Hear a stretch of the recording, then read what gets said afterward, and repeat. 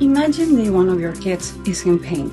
You take it to the doctor and the doctor says, "Oh, is the pinky with his brother? Let's take out the arm and put it in the trash." Yeah, why are you going to bring somebody to your company to implement something without doing an assessment? Let's talk about bringing people to your company, coaching and expectations.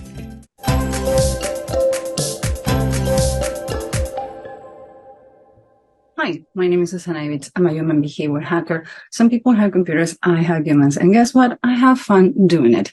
And another web where we talk about emotions, words, emotions, and behavior. I messed it out with the order. We're going to talk about bringing a third person to your company. When we talk about third person, it's between employees and management. Why we bring people to a company? Because they need to do coaching, evaluation, or training. This is short-term or long-term.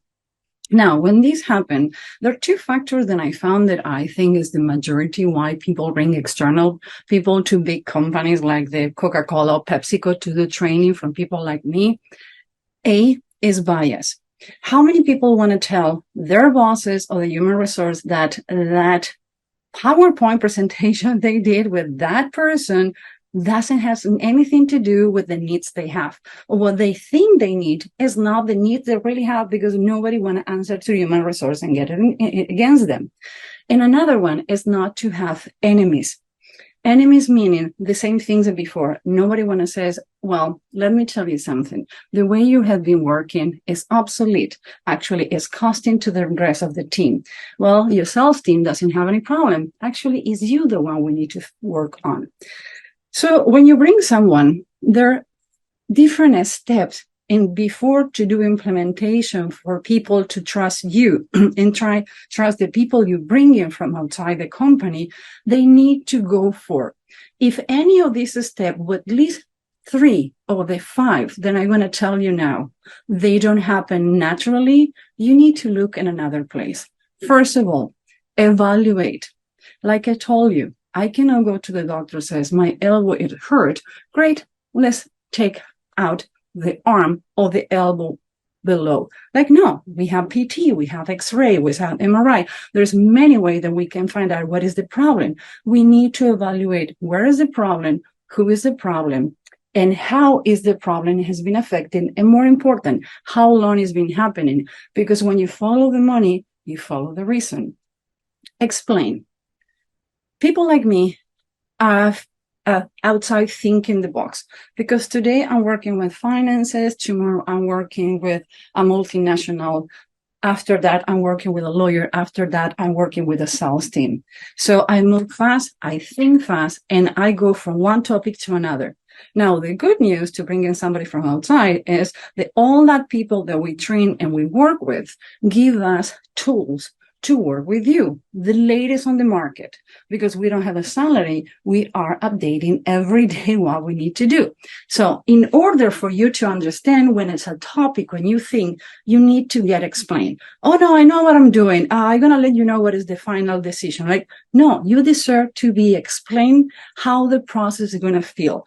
You need to save place, and you need to explain your team and your people how is the transformation is going to happen and when it's going to happen. Because every change done in a company without the right content and context get fear, and fear make people paralyzed. And guess what? Fear is a feeling that we can get used to and don't do nothing. We're going to talk about that. Another one. What are the triggers? Now we evaluate, we explain you.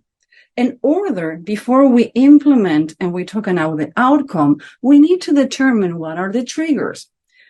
People who are best paid, not only by money, but by goals, by recognition, by satisfaction in the workplace, make more money, meaning the company make more money. We talk about a happy employee and well-trained make 218% more. And 95% of the people want to quit if they don't have training. So I need to know what are the triggers. If I don't talk to the right people, I don't know what is going on. I'm going to have resistance to determine what is the solution. And when I talk in the solution is we need to remember one day, 8-hour training doesn't work. Me personally, if you call me to do 1 hour, 1 day, 8-hour training or 6-hour training, lose my email. I work in lapses. Adults do not learn well when they need to sit. Imagine you sitting for 8 hours, incorporating something like witchcraft that I teach, and you need to reply emails, paying attention to the text.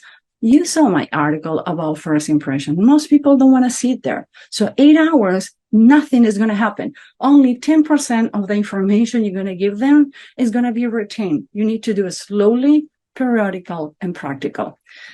And important, what is the outcome?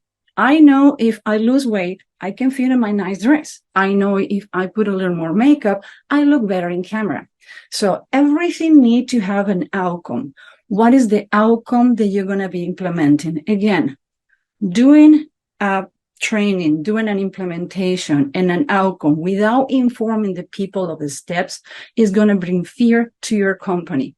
And behavioral wise, nobody functions well with fear. Why?